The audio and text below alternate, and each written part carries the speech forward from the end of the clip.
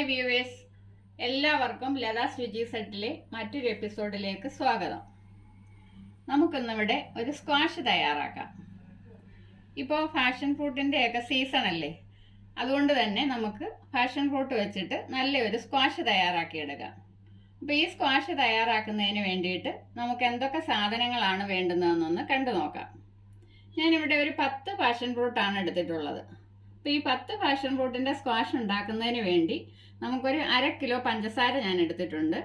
അതിൻ്റെ കൂടെ ഒരു 2 നാരങ്ങ, പിന്നെ കുറച്ച് ഉപ്പ്. ഇത്രയും സാധനങ്ങളാണ് നമുക്ക് വേണ്ടുന്നത്. അപ്പോൾ ആദ്യം നമുക്ക് ഈ പാഷൻ ഫ്രൂട്ട് ഒന്ന് കട്ട് ചെയ്തിട്ട് അതിനകത്തിലുള്ള പൾപ്പൊന്ന് എടുത്തു വെക്കാം. അപ്പോൾ നമുക്ക് ഈ പാഷൻ ഫ്രൂട്ട് ഒന്ന് കട്ട് ചെയ്തിട്ട് അതിനകത്തിലെ പൾപ്പ് നമുക്കൊന്നെടുത്ത് വെക്കാം.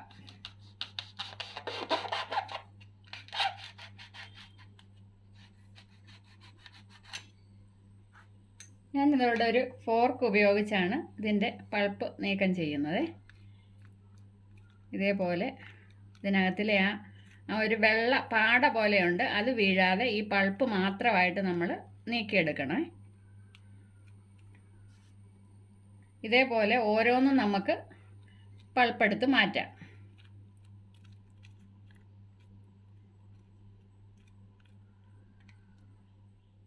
അപ്പം ഞാൻ ഈ പാഷൻ ഫ്രൂട്ടിൻ്റെ പൾപ്പെല്ലാം എടുത്തിട്ടുണ്ട്. ഇനി ഇത് നമുക്ക് മിക്സിയുടെ ജാറിനകത്തോട്ട് ഇട്ടിട്ട് ഒന്ന് അടിച്ചെടുക്കാം.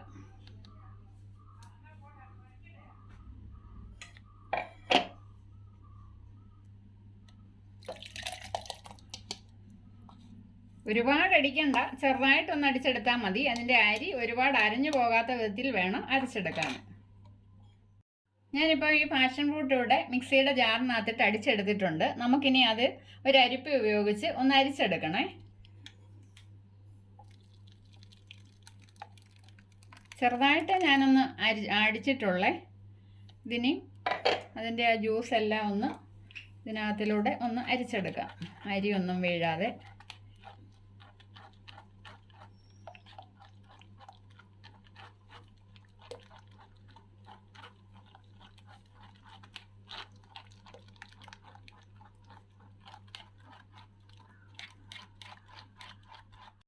അപ്പം ഞാൻ ആ ജ്യൂസ് നന്നായിട്ടൊന്ന് അരിച്ചെടുത്തിട്ടുണ്ട്. അതിൻ്റെ അരിയെല്ലാം നമ്മൾ വേർതിരിച്ച് മാറ്റിയിട്ടുണ്ട്. അപ്പോൾ ഇത് അടിക്കുന്ന സമയത്ത് ഇതിനകത്ത് വെള്ളമോ ഒന്നും ചേർക്കാൻ പാടില്ല. ഇത് പാഷൻ ഫ്രൂട്ടിൻ്റെ ജ്യൂസ് മാത്രമായി ഇത്രയും കിട്ടിയിരിക്കുന്നത്. നമുക്ക് 10 പാഷൻ ഫ്രൂട്ടിൽ നിന്നുള്ള ജ്യൂസാണിത്. അതിൻ്റെ കൂടെ വെള്ളമൊന്നും ഞാൻ ചേർത്തിട്ടില്ല. ഇനി നമുക്ക് ഇത് ചെയ്യാൻ വേണ്ടിയിട്ട് നമുക്ക് പഞ്ചസാരയൊന്ന് പാനിയാക്കി എടുക്കണം. അപ്പം നമുക്ക് ഈ പഞ്ചസാരയൊന്ന് പാനിയാക്കി എടുക്കാം. അപ്പോൾ 1/2 കിലോ പഞ്ചസാരയാണ് ഞാൻ ഇതിനകത്ത് എടുത്തിരിക്കുന്നതിന് വേണ്ടിയിട്ട്. അപ്പോൾ ഇതിൻ്റെ കൂടെ ഒരു 1/4 ലിറ്റർ വെള്ളം ഞാൻ ചേർത്ത് കൊടുക്കുന്നുണ്ട്. ഈ വെള്ളം ചേർത്തിട്ട് നമുക്ക് അടുപ്പേ വെച്ച് ഇതൊന്ന് പാനിയാക്കി എടുക്കാം.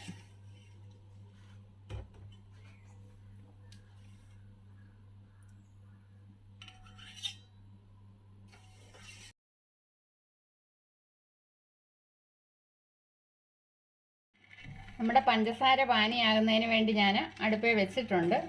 അത് ഒരുപാട് അങ്ങ് കട്ടിയാകേണ്ട കാര്യമൊന്നുമില്ല.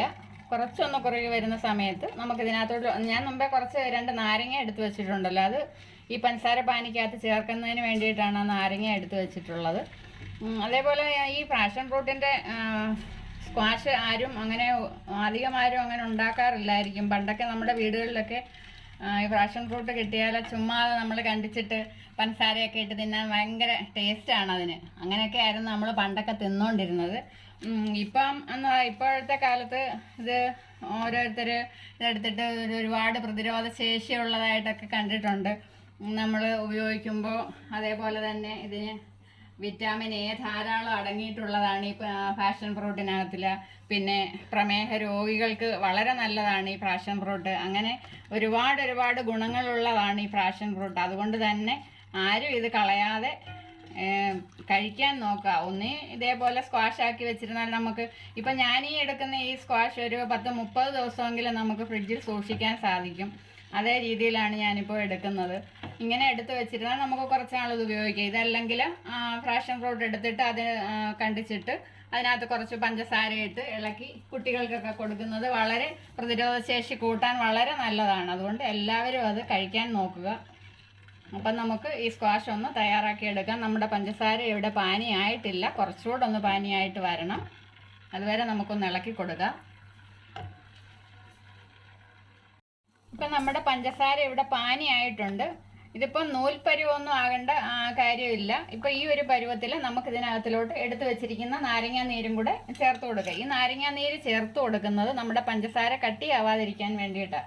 അതേപോലെ ഒരു 1/4 ടീസ്പൂൺ ഉപ്പും കൂടെ നമുക്ക് ചേർത്ത് കൊടുക്കാം. അതിൻ്റെ മധുരമൊക്കെ ഒന്ന് മെയിൻറ്റെയിൻ ചെയ്യുന്നതിന് വേണ്ടിയിട്ട് നമുക്ക് കുറച്ച് ഉപ്പും കൂടെ ഞാൻ ചേർത്ത് കൊടുത്തിട്ടുണ്ട്. അപ്പോൾ ഇനി ഈ ഒരു പരുവത്തിൽ നമ്മൾ എടുത്തു വെച്ചിരിക്കുന്ന ഈ ജ്യൂസും കൂടെ ഇതിൻ്റെ കൂടെ ചേർത്ത് കൊടുക്കുക.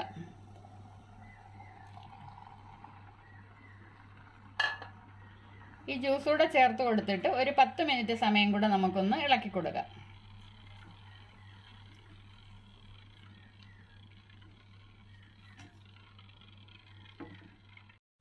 നമ്മുടെ സ്ക്വാഷ് ഇപ്പോൾ ഇവിടെ റെഡി ആയിട്ടുണ്ട്. നമുക്കിനി ഗ്യാസ് ഒന്ന് ഓഫ് ചെയ്തിട്ട് ഇതൊന്ന് ഇറക്കി വെക്കാം. നമ്മൾ കടയിൽ നിന്നൊക്കെ വാങ്ങിക്കുന്ന സ്ക്വാഷിനകത്തൊക്കെ പ്രിസർവേറ്റീവ്സ് ഒക്കെ ചേർക്കുന്നതാണ്. നമ്മളിപ്പോൾ അതൊന്നും ഇവിടെ ചേർത്തിട്ടില്ല, ചേർക്കാതെ തന്നെയാണ് ഇത് ഉണ്ടാക്കിയിരിക്കുന്നത്. അതുകൊണ്ട് തന്നെ നമുക്കിത് ഫ്രിഡ്ജിൽ വെച്ചിട്ട് കുറച്ച് ദിവസം ഉപയോഗിക്കാൻ പറ്റും.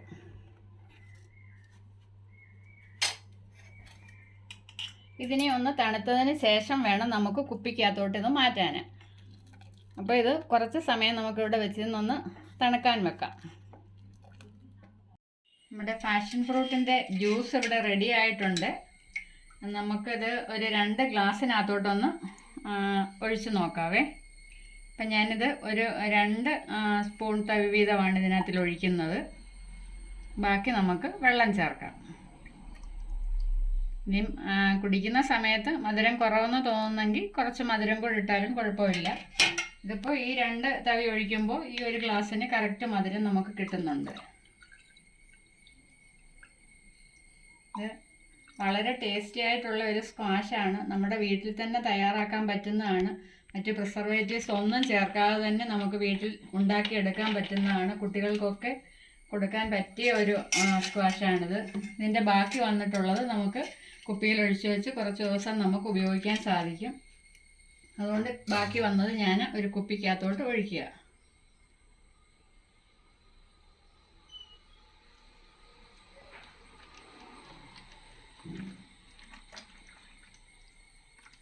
ഇത് ഫ്രിഡ്ജിൽ സൂക്ഷിച്ചിരുന്നാൽ കുറച്ച് ദിവസം നമുക്ക് വെച്ചിരുന്ന് ഉപയോഗിക്കാൻ പറ്റും.